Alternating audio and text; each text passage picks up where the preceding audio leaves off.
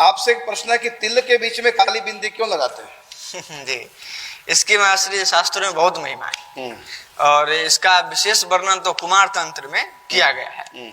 स्वयं जब भगवती पार्वती पूछती है भगवान शिव से पूछती है, हे प्रभु बताइए ये वैष्णव लोग ये तिलक क्यों लगाते हैं?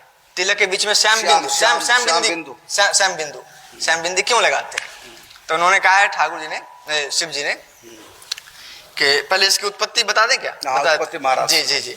तो जब राधा माधव जब रास कर रहे थे तो रास नृत्य में जब श्री जी खूब तल्लीन थी, वह प्रेम में डूबी हुई थी, उस समय उनके नुपुर से जो क्लीम जो शब्द निकला, प्रेम का बीज मंत्र है, क्योंकि राधा रानी तो प्रेम स्वरूप है, तो प्रेम का जो बीज मंत्र है वो क्लीम निकला और वही क्लीम उसमें एक स्वरूप में घूमने लगा, विचरने लगा, बिंदु ज्योति रूप में। जी, फिर वहीं से इसका प्रादुर्भाव हुआ है इस श्याम बिंदी का। और इसको शास्त्रों में ये भी कहा, बिना ओमकार पूर्ण नहीं माना गया। जी, ओम में भी जो जो गुंजार है, ओम तो वैसे अनदनाद है की जो गुंजार है जी, ये ओम के ऊपर जो बिंदी वही ये बिंदी है, यही बिंदी है। और ये भगवत स्वरूप है, प्रेम का बीज मंत्र क्लीम के ऊपर भी यही बिंदी है जी।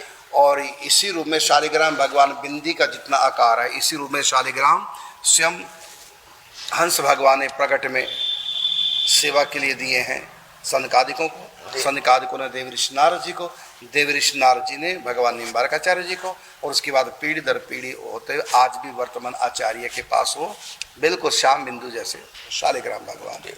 और इसको श्याम श्री भी कहते हैं, इसमें श्री जी का भी निवास है, राधा रानी का भी निवास है। इसको श्याम श्री, श्री का मतलब राधा रानी और श्याम का मतलब ठाकुर जी, इसमें दोनों का निवास है। काव्य में श्री तिलकम कृष्ण रूपम स्याद बिंदु रूपा च राधिका, उसमें कहा गया जो तिलक है ये साक्षात श्री कृष्ण का रूप है और इसके बीच में जो बिंदी है इसको राधा रानी का रूप दिया गया है, यानी राधा भी है, ये ठाकुर जी भी है, दोनों ही स्वरूप है जी। तो उनको श्याम श्री का अर्थ भी लगाया जाता है, श्याम राधा रानी, कृष्ण के प्रेम में श्याम हो गए, और श्याम सुंदर है गोरे जी, है ना, ये राधा के प्रेम में श्याम गौर हो गए और राधा रानी कृष्ण के प्रेम में श्याम हो गई, इसे श्याम राधा रानी की होगी। विपरीत सिंगर भी होता है, विपरीत सिंगर भी होता है, उस समय राधा रानी ये विपरीत रति के ठाकुर जी बिल्कुल, ये श्याम श्री।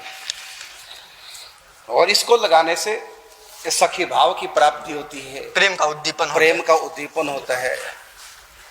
काम बीज मंत्र जपने से, क्लीम जपने से का जितना महत्व उतना महत्व श्याम बिंदु के धारण करने का है। यह साक्षात राधा माधव है तिलक के स्वरूप में। हमने ऑनलाइन पारस के शिवलिंग मंगवाए थे, इनकी पूजा की विधि क्या है?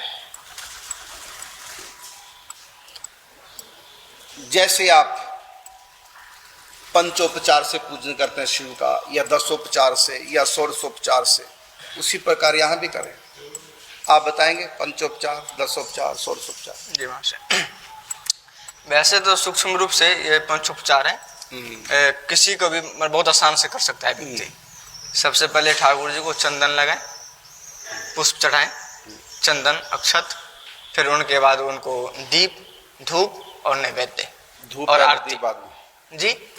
तो पहले धूप, फिर दीप, फिर नैवेद्य, फिर उसके बाद आचमन आरती करना, बस ये बहुत सूक्ष्म रूप से नित्य करने के लिए। और रही बात यदि पार्थिव शिवलिंग है उसमें आवाहन विसर्जन, ये दो उपचार और बढ़ जाते हैं।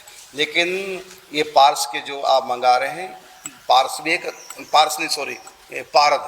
पारद भी एक धातु है, तो एक बार आवाहन किया जाता है जब स्थापना की जाती है, जिसको प्राण प्रतिष्ठा बोलते हैं। उसके बाद हर रोज न आवाहन करना न विसर्जन करना, बाकी क्रिया जो के त्यों रहेगी। नित्य ठाकुर जी की जैसे सेवा होता है। हाँ।